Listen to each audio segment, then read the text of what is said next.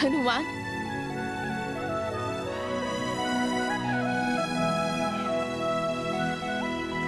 पुत्र,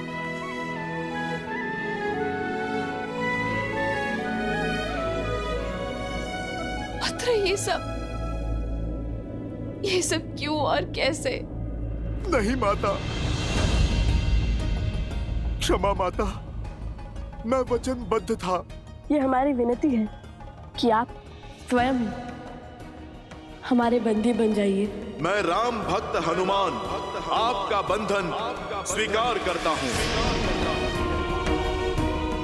माता, मैंने प्रयास किया ये युद्ध रोकने का, पर सत्य नहीं कह सका।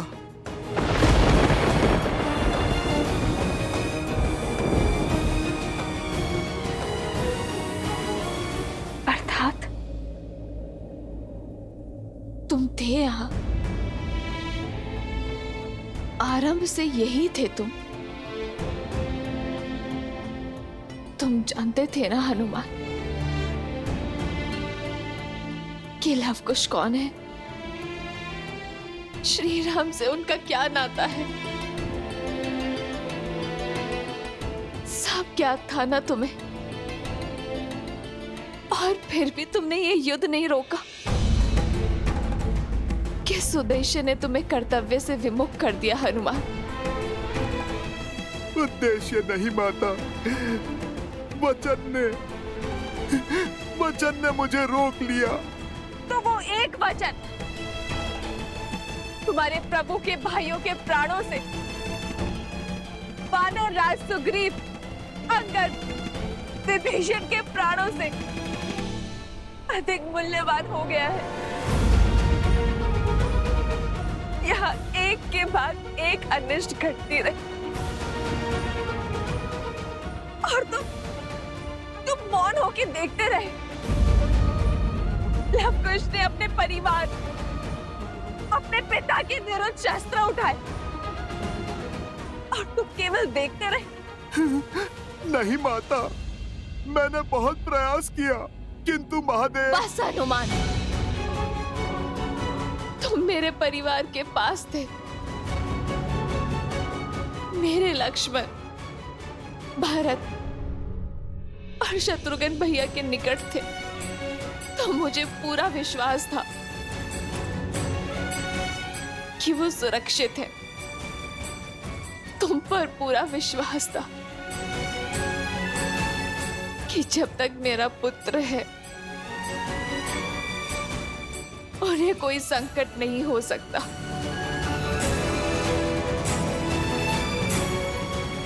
तुम पर उनकी सुरक्षा सौंप कर गई थी ना मैं हनुमान, किंतु विधि का विधान तो देखो। मेरे दोनों पुत्र के भांति इस पुत्र ने भी मुझे अनुचित सिद्ध किया। मेरा विश्वास तोड़ा। तुम्हारे होते ये सब कैसे घटा हनुमान?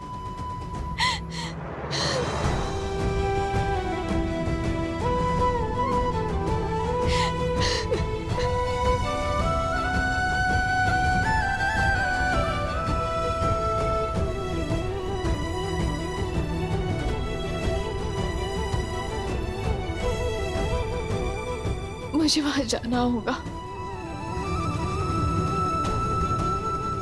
मुझे वहां जाना होगा।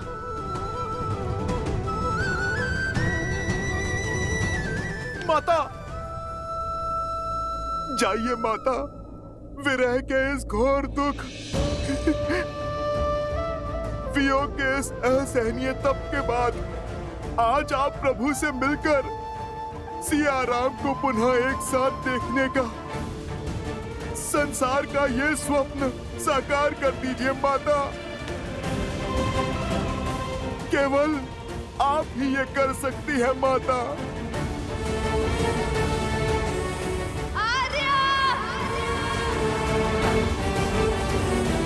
प्रतीत होता है हाथ सियाराम पुनः एक हो जाएंगे। सियाराम के मिलन का प्रकाश शीघ्र अंधकार को लील जाएगा।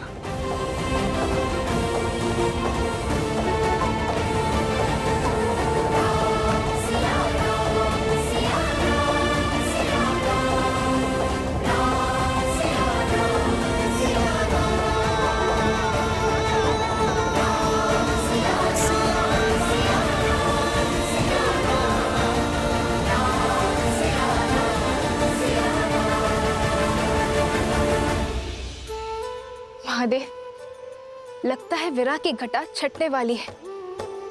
सिया राम का मिलन होने वाला है। शीघ्र देवी, शीघ्र।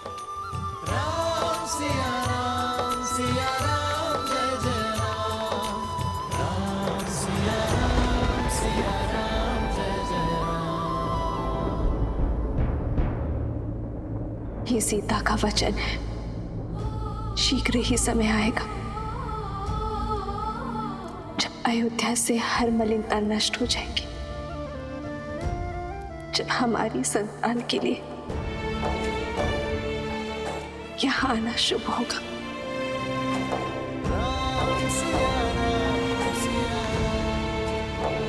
किसी भी औषधि का प्रभाव नहीं हो रहा उन पर। राज अनुज और उनके सभी मित्रों को कोई भी बूटी मूर्छा से नहीं जला पा रही है। स्वयं भारद्वाज ऋषि पधारे हैं, किंतु अब तो एक प्रहर से भी कम समय शेष बचा है इनके पास।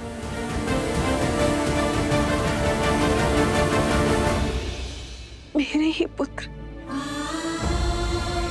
मेरे परिवार के विनाश का कारण। नहीं,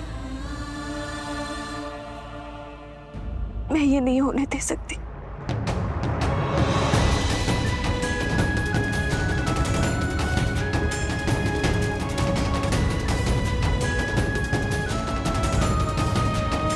माता, माता, माता, माता, आप दोनों का मिलन हुआ।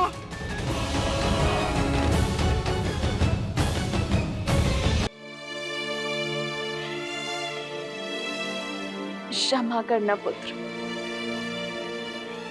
अपनी भावनाओं के भंवर में तुम्हारे वचन का मूल्य बिसरा बैठी। और जब तुम्हारे वचन की सुध आई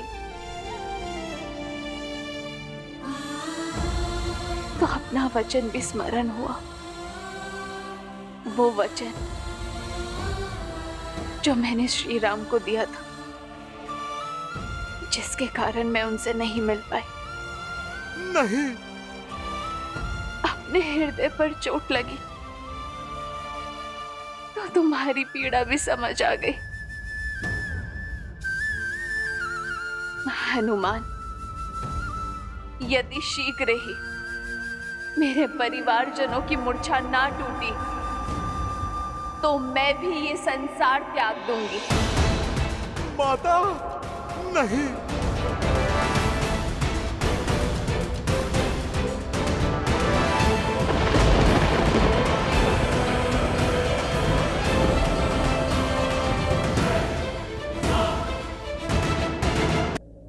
मेरे परिवारजनों की मूर्छा नहीं टूटी तो मैं भी ये संसार त्याग दूंगी। माता, नहीं।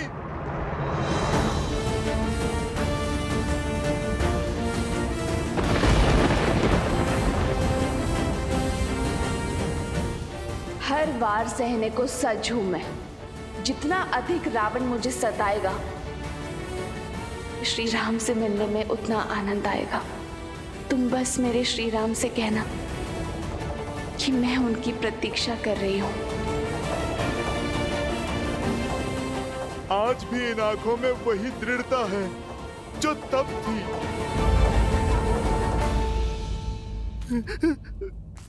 माता, माता रुक जाइए।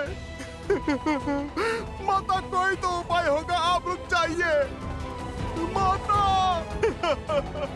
माता रुकिए। हमने दुख दिया, सिया राम को मिलवाने के लिए किया। हमें क्या बोध था कि हमारा ये प्रयास हमारे माता पिता को ही कष्ट देगा।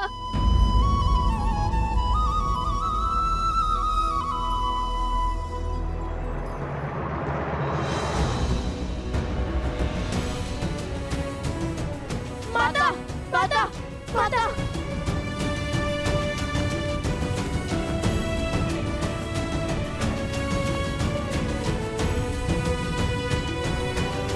माता, माता, हमसे घोर पाप हो गया माता।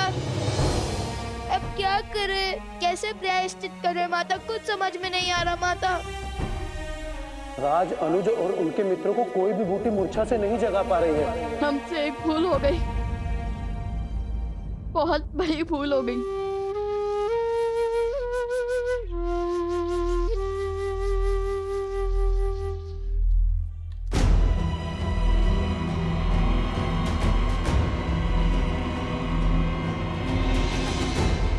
माता, माता, माता, माता, माता, माता, जीवन में जब भी हम किसी संकट में घिरे हैं तो आप ही ने हमें उचित मार्ग दिखाया है, हमारी समस्या का समाधान हमें सुझाया है। उचित और अनुचित का भेद भी तो आप ही से सीखा है माता।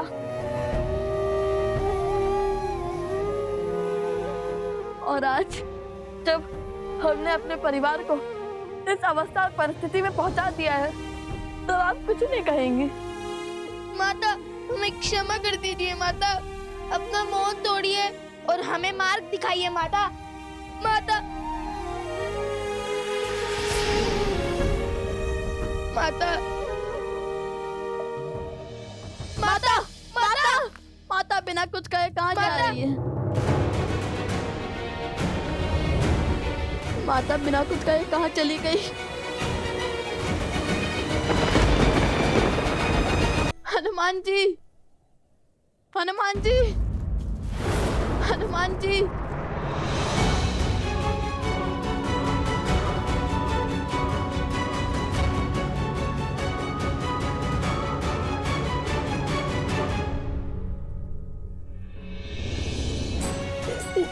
ये क्या हो गया हनुमान जी? ये क्या हो गया? हम घोर पाप कर बैठे हनुमान जी, घोर पाप। हमने आपके साथ भी तो कितना अनुचित व्यवहार किया। आज जब सत्य का भान हुआ तो हर गलती का आभास हुआ हमें। हमें क्षमा कर दीजिए हनुमान जी।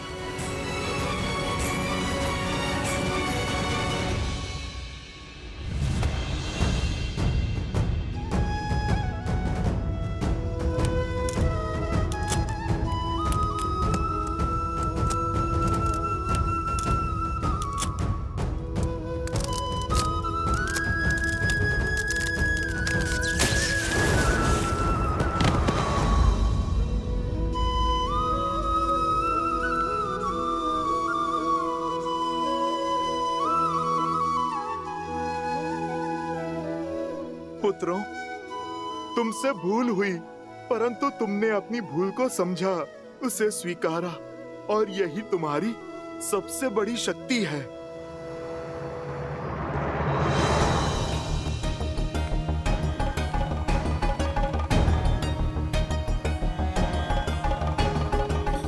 वन देवी,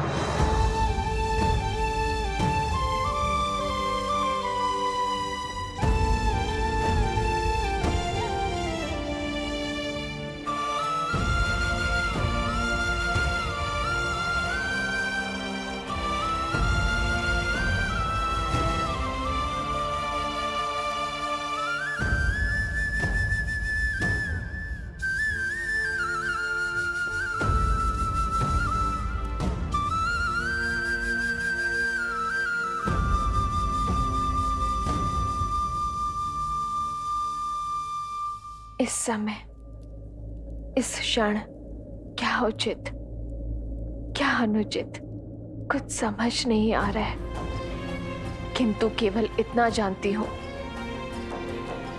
कि मुझे अपने परिवारजनों को बचाना है, अपनी बहनों के सुहाग को बचाना है। क्या?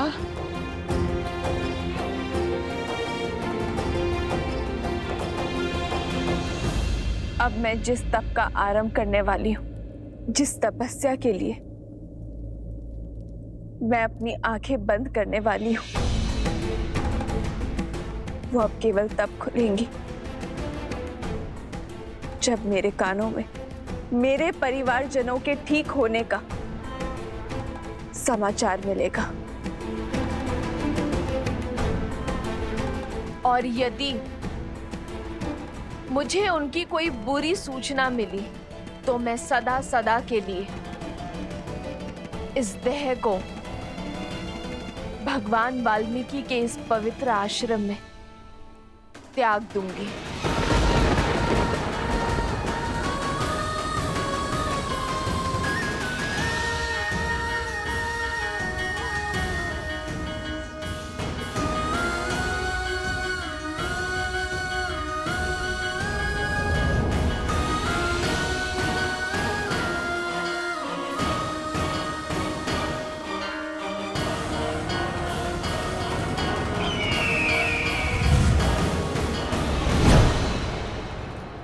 भैया सुना आपने?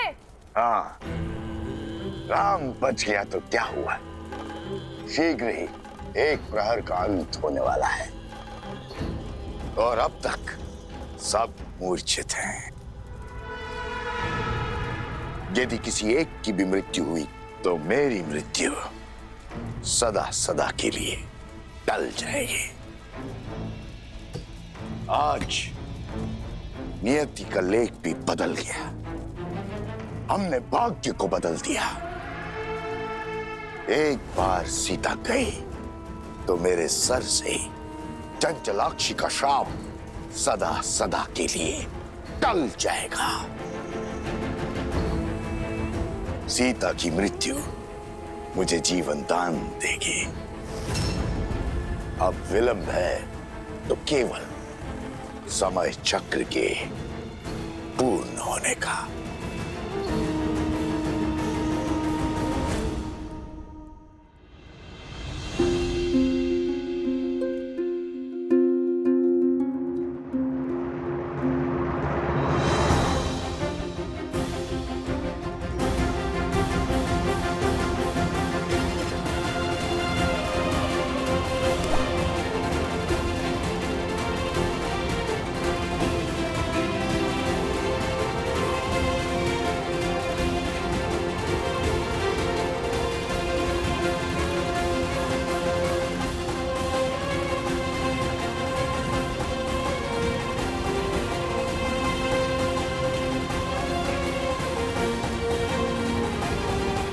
सूर्यास्त के साथ ही एक पहर का अंत हो जाएगा।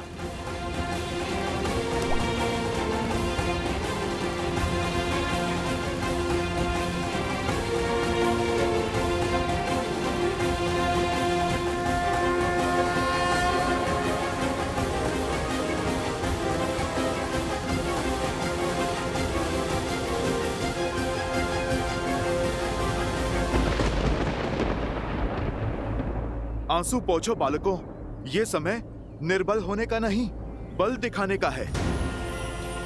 यदि समय चक्र के शेष होने के कारण मेरी माता पर आंच आएगी तो मैं आज सूर्य अस्त ही नहीं होने दूंगा। जय जय पवन पुत्र हनुमान, जय त्रिकालदर्शी भगवान वाल्मीकि।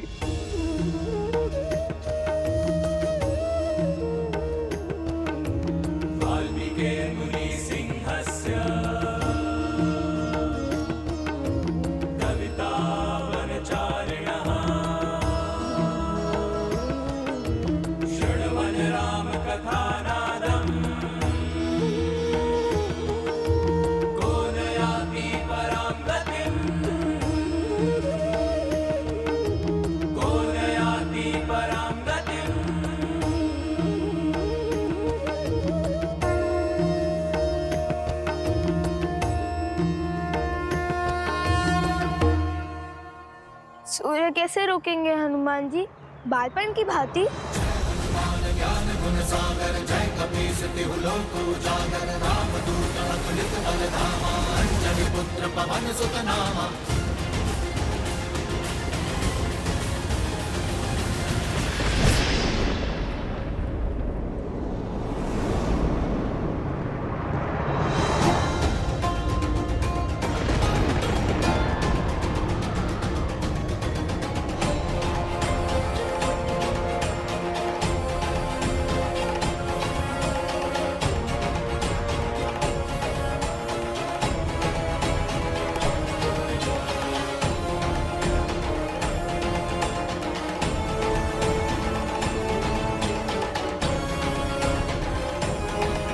श्री राम, समय चक्र पूर्ण हो गया है और अब तक। निराश मत हो उर्मिला। व्यक्ति का अंत उसके प्राण जाने से नहीं, जीवन की आशा जाने से होता है। यदि मैं श्वास ले रहा हूं तो लक्ष्मण के भी प्राण नहीं छूट सकते। विश्वास रखो उर्मिला।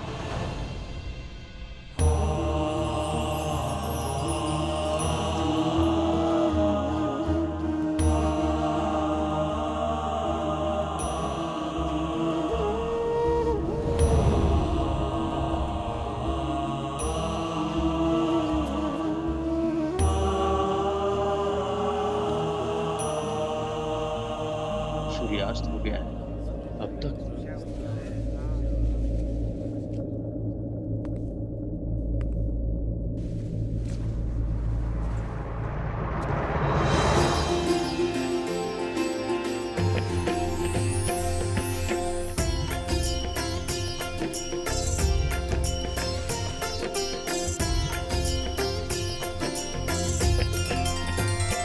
भगवान वाल्मीकि की, भगवान वाल्मीकि की, भगवान वाल्मीकि की।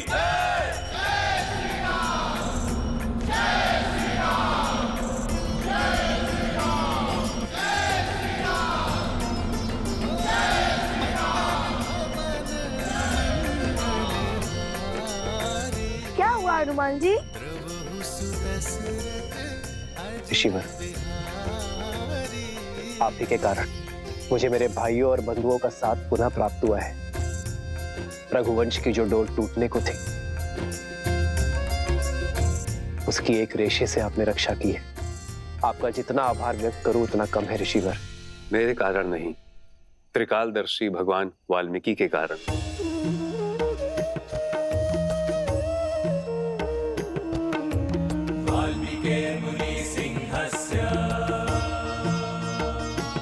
त्रिकालदर्शी भगवान वाल्मीकि,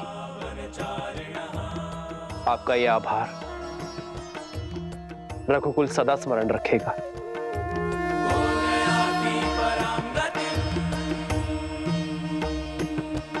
ऋषिवर, मुझे शीघ्र अतिशीघ्र लवकुश से मिलने की इच्छा है।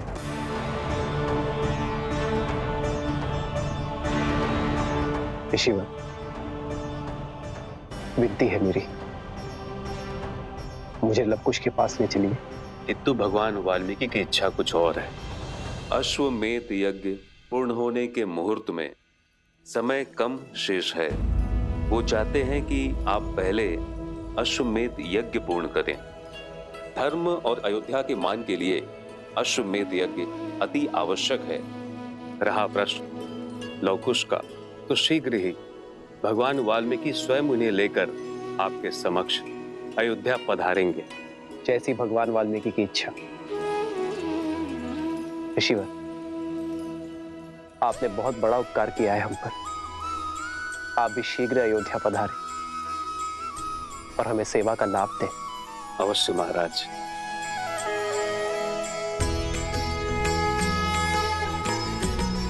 जो दंड के भागी हैं, आप उनका आतिथ्य करने को उत्सुक है भैया। आपको स्मरण है, उन दोनों ने न केवल अश्वमेध यज्ञ के अश्व को रोकने का दुस्साहस किया है, अपितु स्पष्ट रूप से अयोध्या पर प्रहार भी किया है। उन दोनों का स्थान अयोध्या के कारागृह में, ना कि अतिथि गृह में। लक्ष्मण,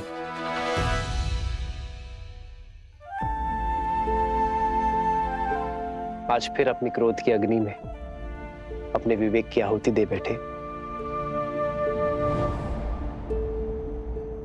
किंतु मित्र, लक्ष्मण भैया का रोष उचित है।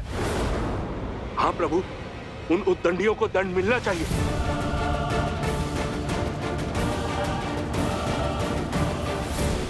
वानर युवराज का मत उचित है।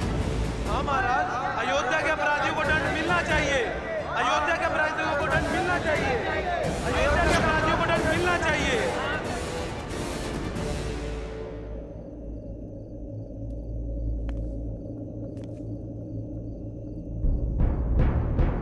आप सभी शांत हो जाइए। मैं जानता हूं जो हुआ उससे आप सभी आहत हैं।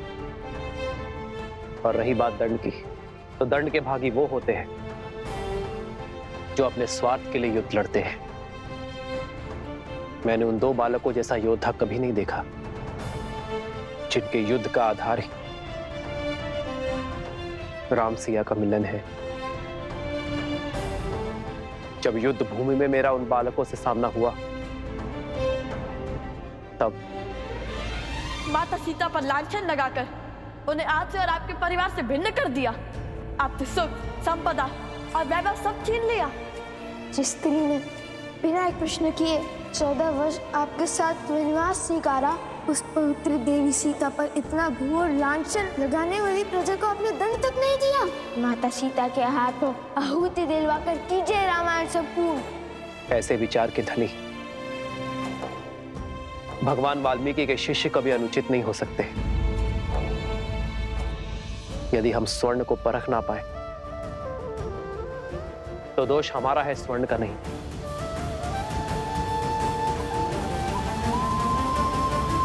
भैया, यदि उनका लक्ष्य इतना शुभ और विचार इतने शुद्ध है तो हमें उनसे क्षमा मांगनी चाहिए भैया। भूल तो हमसे भी हुई है, बिना उनकी बात को समझे हमने उन पर प्रहार कर दिया। भूल ना तुमसे हुई है ना उनसे।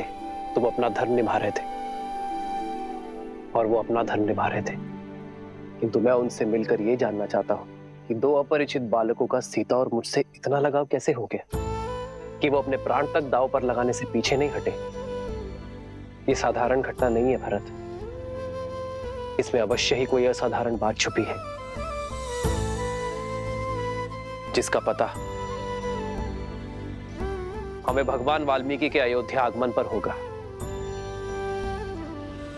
मुझे प्रतीक्षा उस क्षण की है जब भगवान वाल्मीकि लव कुश को अयोध्या लेकर आएंगे।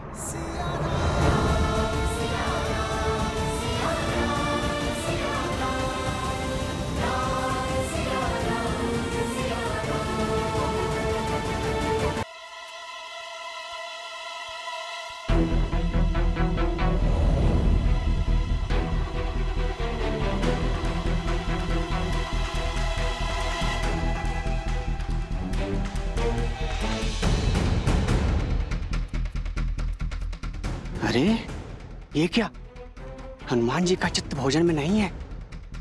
व्यंजनों की सुगंध भी उनको अपने तक नहीं खींच पाई। लगता है अवश्य किसी सोच में व्यस्त हैं। तब तो उन्हें टोकना बहुत आवश्यक है। भूख में मस्तिष्क कहाँ चलता है।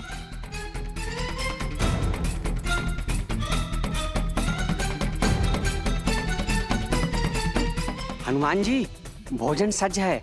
आप हनुमान जी, हनुमान जी।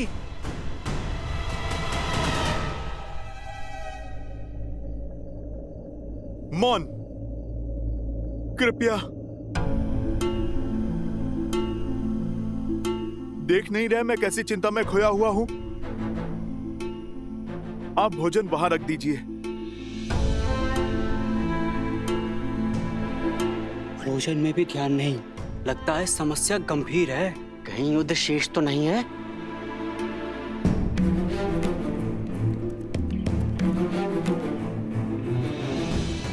सब कुछ जानते हुए भी ऋषि भरद्वाज ने प्रभु श्री राम को लवकुश का सत्य क्यों नहीं बताया? उन्होंने क्यों नहीं कहा कि माता सीता यही हैं? भगवान वाल्मीकि के आशीर्वाद से प्रभु श्री राम का माता सीता से मिलन क्यों नहीं करवाया? प्रभु को कितनी प्रसन्नता, कितना सुख मिलता ये जानकर कि अभी अभी वो जिनकी प्रशंसा के पुल बांध रहे थे वो उन्हीं के पुत्र हैं।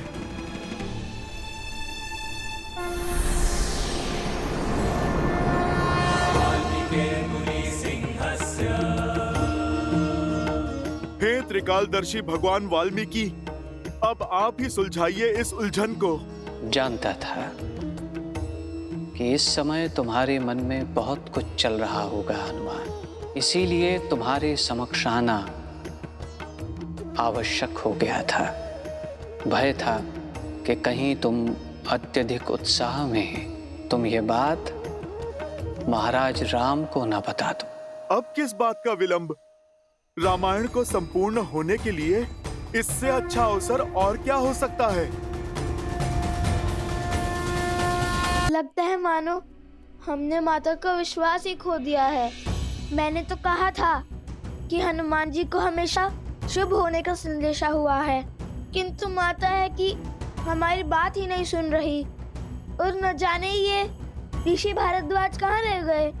क्या करे भैया, शिविर की ओर चले?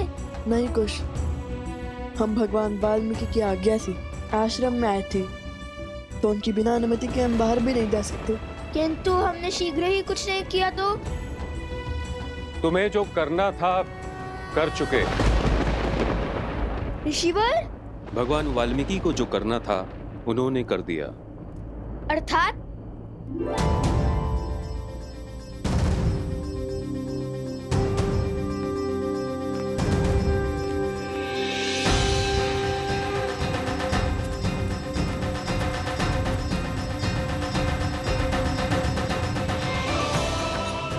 माता देखिए, ऋषि भरद्वाज आ गए। माता, उन्होंने कहा सब ठीक है।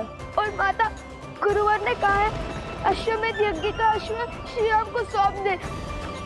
माता, हमने अपनी हट छोड़ दी। माता, माता, माता आंखें खोलिए ना माता, हमसे बात कीजिए। जो भूल हमसे अज्ञातवश हुई है उसे क्षमा कर दीजिए माता। माता हमसे बात कीजिए, हमसे तब तोड़िए ना माता। माता,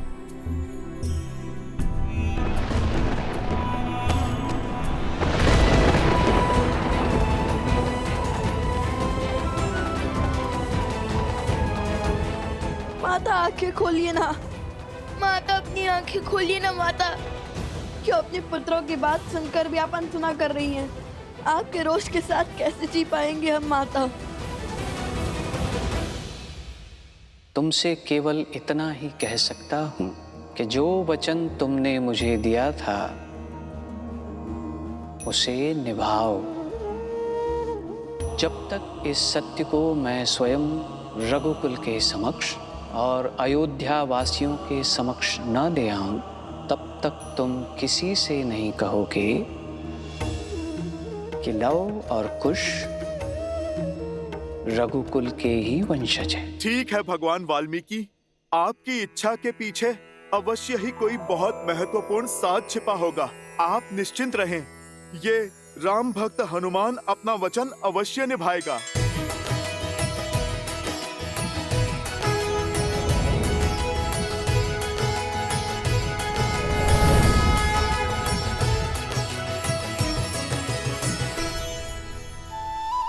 चिंता मिटी तो अब भूख सताने लगी। चलो कुछ खा ही लेता हूँ।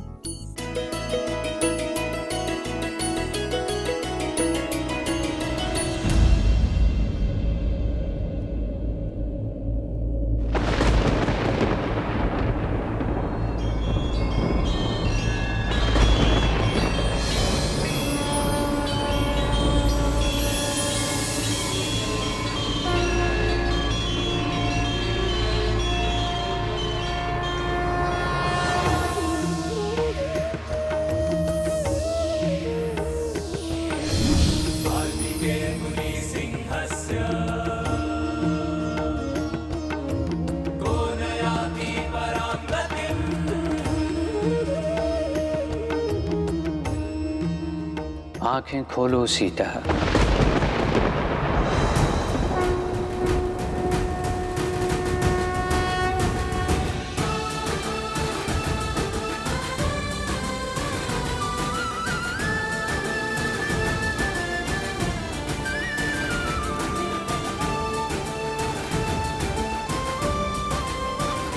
प्रणाम भगवान वाल्मीकि जी।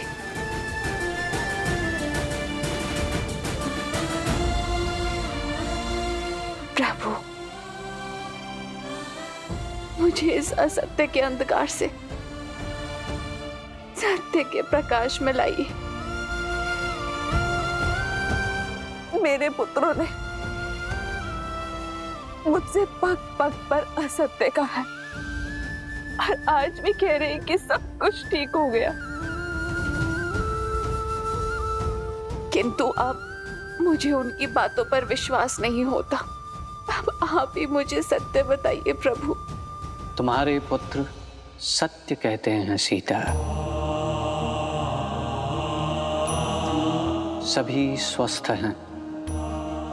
महाराज राम अपना अश्वमेध यज्ञ पूर्ण करने के लिए कल अश्व लेकर चले जाएंगे।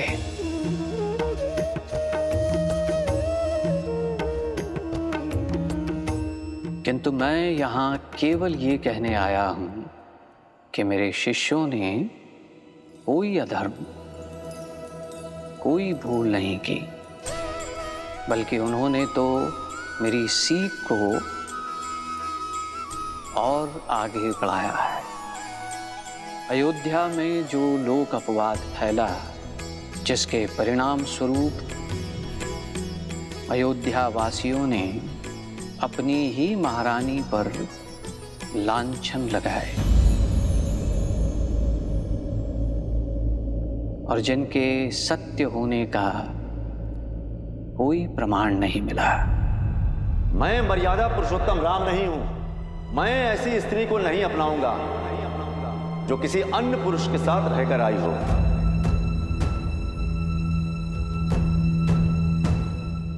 सियाराम दूर हुए ताकि एक नई सोच को जन्म दे सके जो लोकापवाद से मलिन ना हो। एक ऐसा समाज बनाएं जहां नारी को बार बार अपनी परीक्षा ना देनी पड़े। और वो सोच अधूरी रही।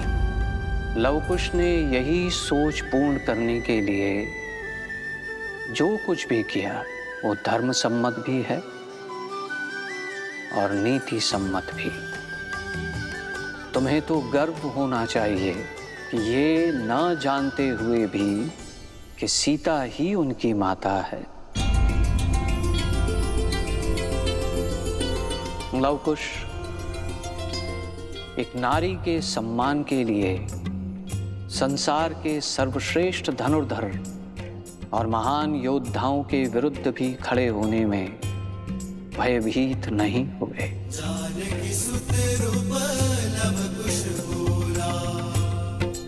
सीता, तुम्हारा वनवास अब अंत तक पहुंचने को है। जिस प्रकार हर घटना के पीछे एक कारण होता है, उसी प्रकार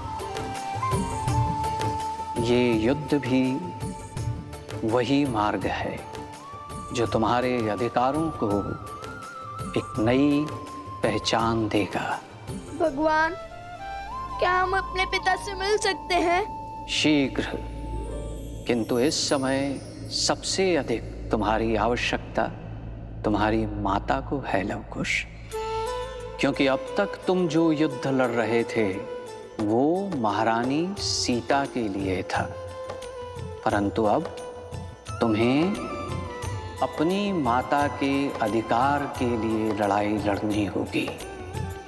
और केवल अपनी शक्ति का प्रदर्शन करके तुम ये युद्ध नहीं जीत सकते, क्योंकि ये युद्ध है लोकापवाद के विरुद्ध, असुरी सोच के विरुद्ध जो अयोध्या वासियों के मन में घर